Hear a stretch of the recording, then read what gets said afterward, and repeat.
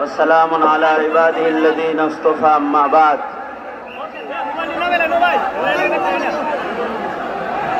হেফাজতে ইসলাম বাংলাদেশ ব্রাহ্মণবাড়িয়া শাখা আয়োজিত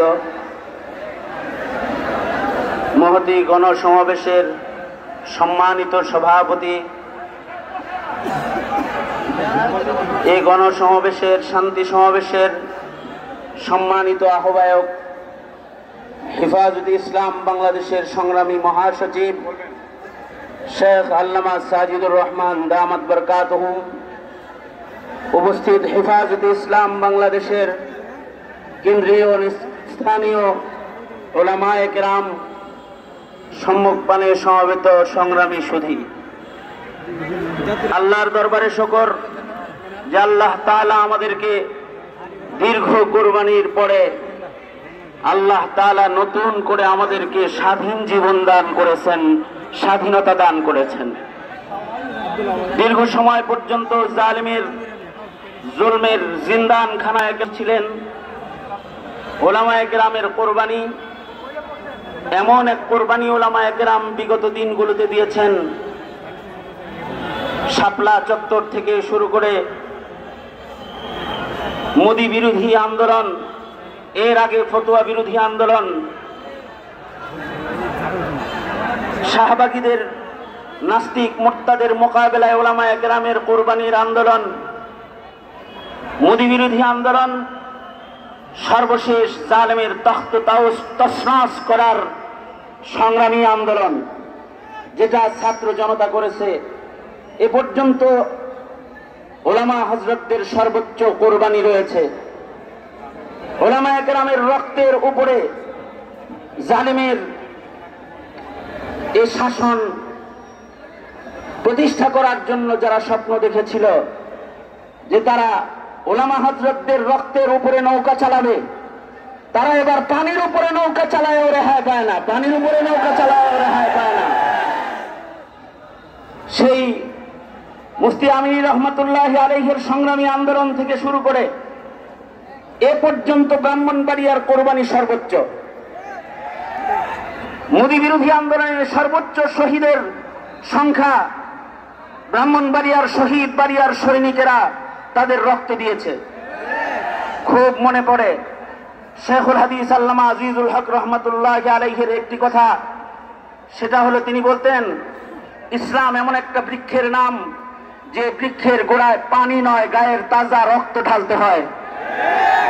আর খুব স্মরণ পড়ে ব্রাহ্মণবাড়িয়ার সেই স্লোগানগুলোর কথা, যখন ব্রাহ্মণবাড়িয়ার মধ্যে মুজাহিদারা স্লোগান দিত, দিয়েছি তো রক্ত, আরো দেব রক্ত, রক্তের বন্যায় ভেসে যাবে অন্যায়, সেই স্লোগান আজ বাস্তবতায়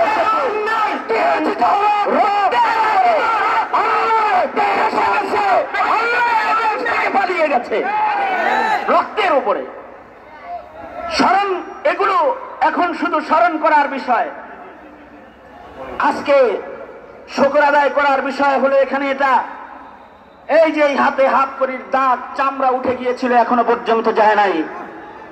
যারা এই হাতে মাসের পর মাস হসপিটালের বেডের ভেতরে হাতকড়ি, পুরানো হাতকড়ি লাগায় গায়ের চামড়া উঠে ফেলেছিল, আজকে তাদের হাতে রশির বাঁধা গরু ছাগলের রশি তাদের গলায় দেখা যায়, তাদের মাজায় দেখা দেয়।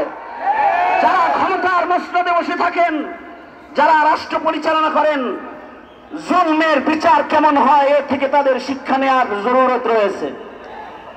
আমি এই সময়ে হেফাজতে ইসলাম বাংলাদেশ তথা মর্দে মুমিন মুসলমানদেরকে বলবো যে আপনাদের সংগ্রাম, আপনাদের কুরবানির বদৌলতে স্বাধীনতা অর্জন হয়েছে, এগুলোকে রক্ষা করার জন্য সর্বোচ্চ কুরবানি দেওয়ার জন্য প্রস্তুত।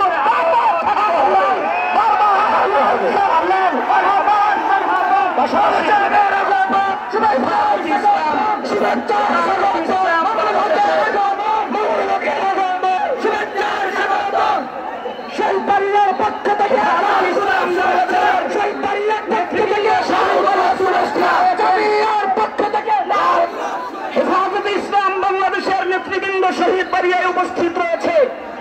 হেফাজত নেতৃবৃন্দের কাছে এই সমবেত গণসমাবেশের সংগ্রামী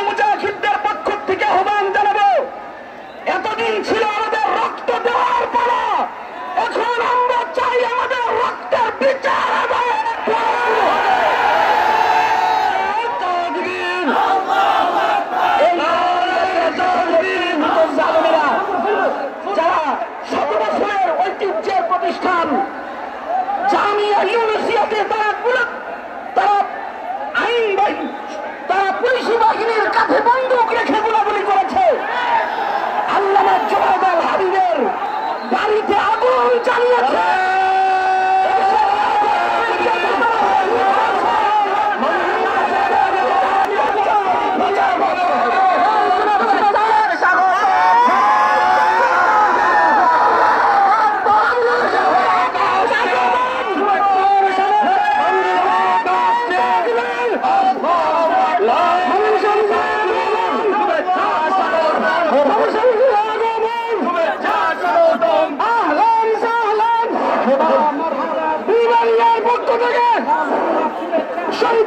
পক্ষ থেকে